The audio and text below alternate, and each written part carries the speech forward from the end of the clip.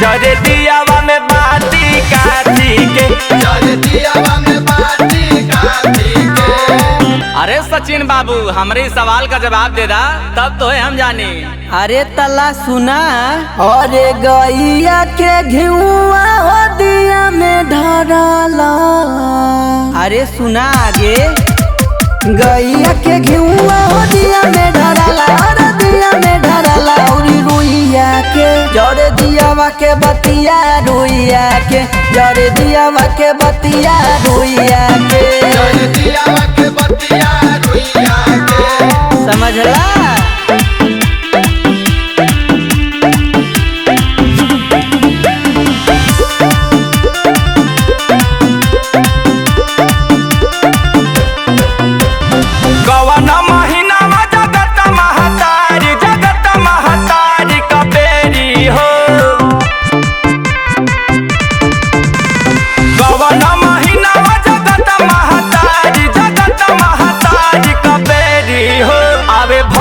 के घर कई बेरी हो, आवे भक्त के घर कई बेरी हो, आवे भक्त के घर कई बेरी हो। अच्छा वो तो छोट सवाल के जवाब दे दिला, अब कर दा। अरे तला हाई जवाब सुना, अरे चैत कुंवर में जगत महतारी दुबेरा में हो, अरे चैत कुंवर में जगत महतारी दुबेरा में हो, अरे आवे हो भगतन के घरवा दुबेरावे हो, भगतन के घरवा दुबेरावे हो, भगतन के घरवा दुबेरावे हो।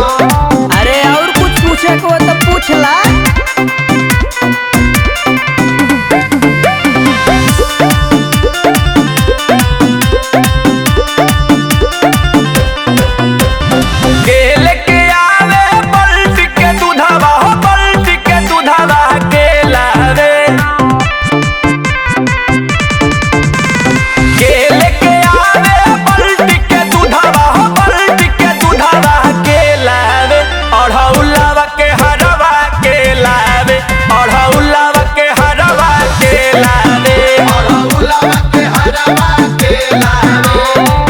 अभी सवालिया का जवाब तू दे दा तब तो है हम जानी।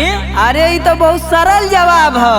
अरे यादव लेके आवे बालाटी के दूधवा मालिन लावे हो, अरे यादव लेके आवे बालाटी के दूधवा मालिन लावे हो, मालिन लावे हो।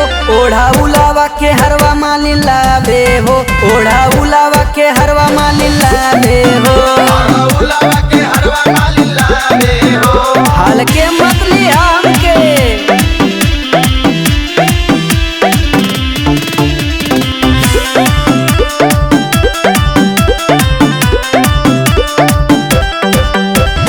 के मैया रहन के बेनिया डोलावे, हाँ हाँ बेनिया डोलावे हो कहवा पे, के मैया रहन के बेनिया डोलावे, हाँ हाँ बेनिया डोलावे हो कहवा पे। लहरेला झंडा कहवा पे, लहरेला झंडा कहवा पे, लहरेला झंडा कहवा पे। ये सवाल से पता हो जी कि तोहे रतन बाबा का सिखैले हुआ। अरे उनके छोड़ा हमसे निपटा। अरे पुरुआ पवना हो बेनिया डोलावे और निमिया पे, सुना सुना, पुरुआ पवना हो बेनिया डोलावे और निमिया पे, और निमिया पे लहरेला झंडा निमिया पे, लहरेला झंडा निमिया पे, लहरेला झंडा निमिया पे। अरे कैसन मुंह बना लेला हो।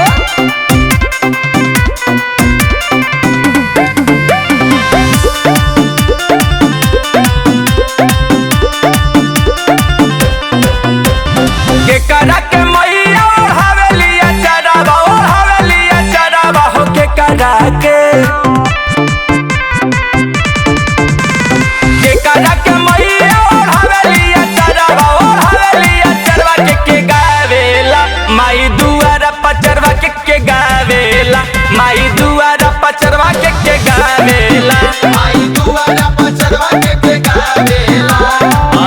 तोहारी असली सवाल है, यही में सब कंफर्म हो जाई। हाँ तो एक जवाब ला सुन ला, इहो सुन ला। राहुल रागी के मोड़ावेली अचरवा सचिन गावे हो। राहुल रागी के मोड़ावेली अचरवा सचिन गावे हो, रतन गावे हो, माई के पचरवा सोनू गावे हो। माई के पचरवा राहुल गावे हो, माई के पचरवा प्रभात गावे हो, माई के